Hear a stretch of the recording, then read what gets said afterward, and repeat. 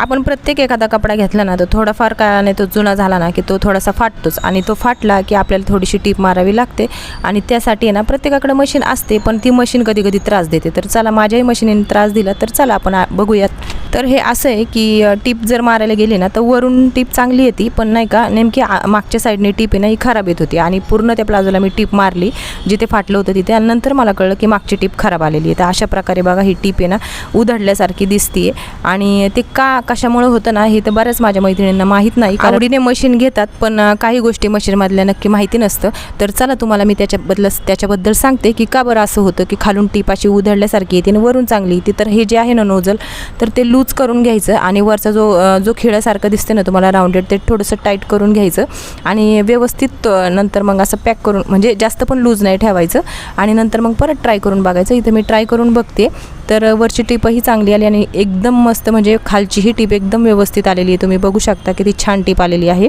तर ही ट्रिक वापरून नक्की बघा। तर चला कशी वाटली तुम्हाला ट्रिक मला कमेंट करून नक्की सांगा। आवडली असेल तर नक्की कमेंट करा आणि अजून तुम्हाला काही सुचत असेल तर तेही मला सांगा। तर चला भेटूया आपण नेक्स्ट व्लॉगमध्ये। बाय।